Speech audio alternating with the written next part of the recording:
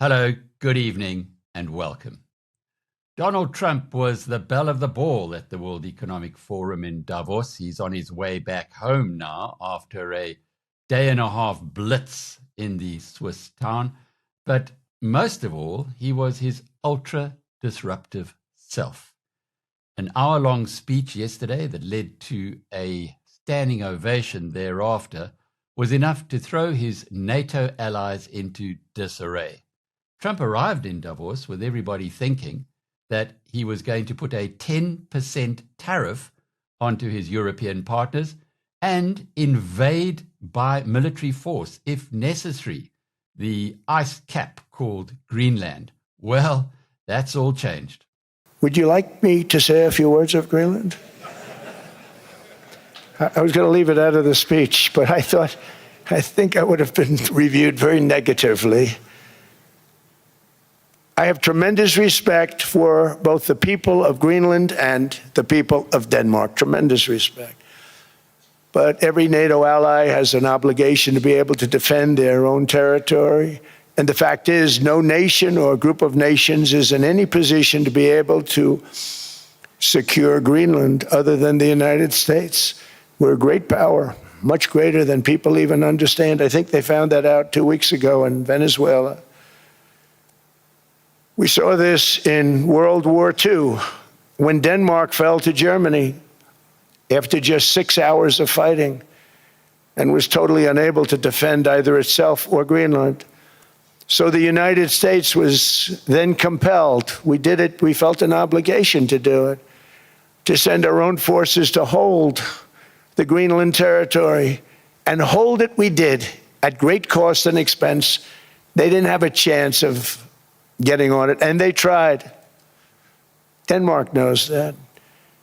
We literally set up bases on Greenland for Denmark. We fought for Denmark. We weren't fighting for anyone else. We were fighting to save it for Denmark. After the war, we gave Greenland back to Denmark. How stupid were we to do that? But we did it. But we gave it back. But how ungrateful are they now? So now our country and the world face much greater risks than it did ever before because of missiles, because of nuclear, because of weapons of warfare that I can't even talk about. 2 weeks ago, they saw weapons that nobody ever heard of. They weren't able to fire one shot at us. They said, what happened? Everything was discombobulated. They said, we've got them in our sights. Press the trigger, and nothing happened. No anti-aircraft missiles went up. There was one that went up about 30 feet and crashed down right next to the people that sent it. They said, what the hell is going on? Those defensive systems were made by Russia and by China. So they're going to go back to the drawing boards, I guess. Greenland is a vast, almost entirely uninhabited and undeveloped territory that's sitting undefended in a key strategic location between the United States, Russia, and China. That's exactly where it is, right smack in the middle. Wasn't important nearly when we gave it back. You know, when we gave it back, it wasn't the same as it is now. It's not important for any other reason, you know, everyone talks about the minerals. There's so many places. There's no rare earth, no such thing as rare earth. There's rare processing, but there's so much rare earth. And to get to this rare earth, you got to go through hundreds of feet of ice. That's not the reason we need it. We need it for strategic national security and international security. This enormous unsecured island is actually part of North America, on the northern frontier of the Western Hemisphere. That's our territory. I've been there many times and realized that Davos sets the world's economic agenda every year. In January, you get the power brokers who meet there, economists, politicians, entrepreneurs, and they then decide what things are going to be happening in the world for the year ahead. It's a good place to get a feel for where we are heading. Well, this time round, participants had an even bigger benefit. they are looking at a new world order, one where countries, led by the United States, put themselves first. I discussed this with South African Anthony Ginsberg. He's an asset manager who's been based in California for many years and is well tapped in to the American scene. And he had some useful insights for us. Well, I think South Africa does need to protect its manufacturing industry. I'm worried about Xi'an and Temu and these guys basically flooding the markets. The Americans have actually now blocked essentially electric vehicles from China.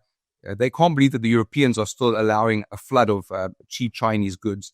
And the American perspective essentially is trade with us. We're deal makers. Half of Trump's cabinet, frankly, are ex-Wall Streeters, from the Treasury Secretary Besant to the Commerce Secretary Lutnick. These guys all want to get deals done. I really believe South Africa can thread the needle on BEE and the EWC, expropriation without compensation, to be part of a GOA, or at least get a trade deal so that you're not hurting at 30% amongst the highest tariffs in the world. It just doesn't make sense for an open economy like South Africa. I really think you can thread the needle, but frankly, without an ambassador in DC, I know we've talked about it previously, all the other countries, the Japanese, the Koreans, they all have brought not just top-level ambassadors, but also regular trade delegations. So I think hopefully things are changing.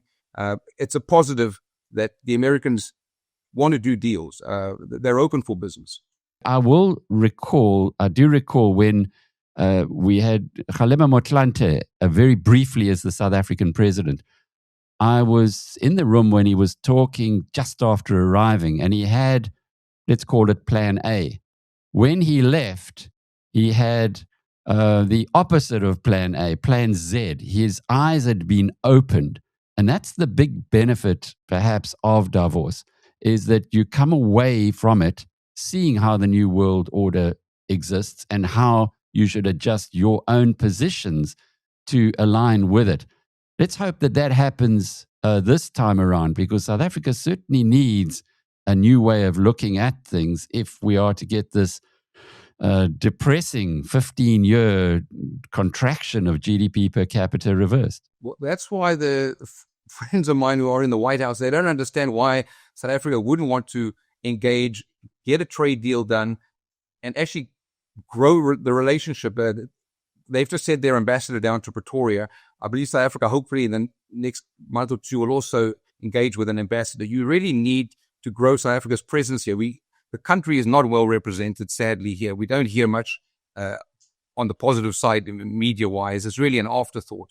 The guys want to get a deal done. I actually understand that not just Simonstown is empirical for them and important, but they also look at the rare earth minerals coming out of South Africa, and broadly the whole Southern African region for them. They view South Africa as a linchpin, so they really do want to engage. I think that's the positive side. They don't understand why South Africa feels that BRICS is going to be such a wonderful trade deal for them, because most of the BRICS guys are basically huge exporters, whether it's the Indians, the Chinese, and others, the Brazilians.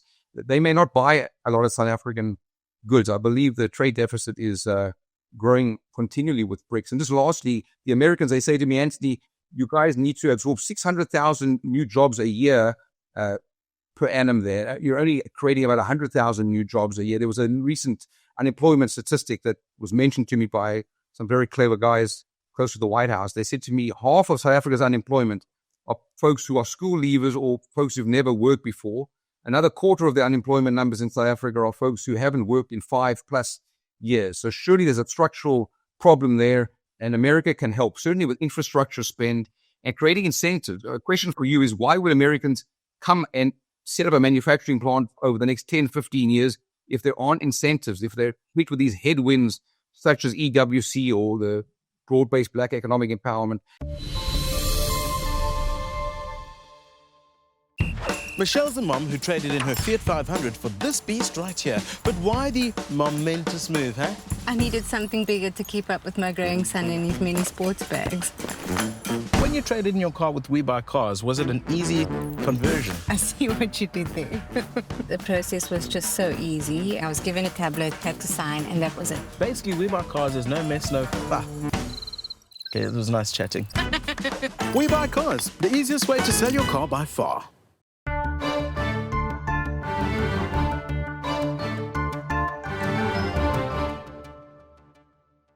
On the show last week, mining guru Peter Major warned us that the gold price was reaching record levels on pretty much every comparison basis. Yet the yellow metal keeps going stronger. So I asked Peter for an update. A few weeks ago, you explained and you showed the data, you showed the graphs, you showed the relatives. We're in bubble territory. But what's it going to take to prick this bubble? We need to know the people behind this run, what their objectives are, their medium, short-term, long-term plans. And I'm afraid I don't know that, Alec, but without a doubt, this is big money, big power driving this. And I had a nice table I saw yesterday that said gold is the number one valued asset on the planet and silver is now second. And I think NVIDIA is third. And that's a pretty powerful statistic. And you can imagine, we saw it with Bitcoin. If you get enough people that believe Bitcoin is good value and they all turn and start buying it, that's what happens. And I remember Davis Borkham here in 1989. I'm starting at Alan Gray and Dave Giese comes by and he tells me about the Chinese are starting to buy gold. He says, Peter, all we need is each Chinese to buy a gram of gold. It's going to upset this balance and the price is going. So you better load up on gold shares. Now that was pretty simplistic, but there was a man named Alan Gray that actually bought into that. And the team and I, Jack Mitchell at the time, we got in trouble because we didn't quite buy into it. And when Saddam invaded Kuwait, the gold price shot and Alan exploded. I told you that's how tight this market was. And you guys discounted it. But by the time I got back from leave, I think they'd invaded Iraq and the price fell. But I think we're seeing that now. I think we're seeing buying and central banks represent a lot of people. But here's the corollary, Alec. Yes, lots of countries are buying gold. We're not sure that the U.S. central bank is buying any gold or any silver. But I don't know how much silver they've got, but I know how much gold they've got, more than anybody else. So if China wants to devalue the dollar and keep buying gold, well, they're also they're pushing up the U.S. foreign reserves too, who owns mega tons of gold. So yeah, this is impossible to predict. I'd like to see what AI does for a prediction here. I just think you've got to keep looking at your alternative assets all the time. And when the discrepancy gets too big, the safe way out. And I'm not saying go in and buy oil now, but we're pushing 78-1 gold oil. We've only hit that once or twice, and it didn't stay there very long. Maybe more in a nanosecond, but not more in a couple of weeks. And that's the extreme differential between very well-known and necessary commodities in this planet. That's the kind of price differential we're looking at.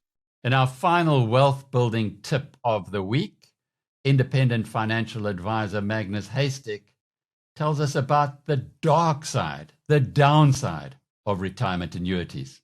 Until recently, Regulation 28 determines how the fund managers who manage your portfolio has to allocate the assets in terms of offshore, onshore, equity, property, cash.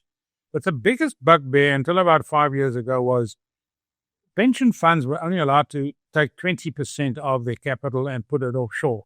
That was a tremendous drag on their performance at a time where offshore markets were rocketing and the South African markets were underperforming. And that then was increased from 20 to 30 and then currently 45%. So my criticisms on that was extremely valid, and most fund managers have acknowledged, it should have happened much earlier. So there was a drag on your performance.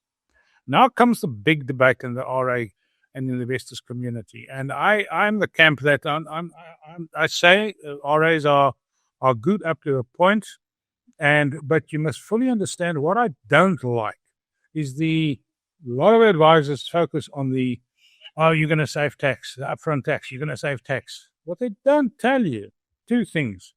You lose control of your money forever.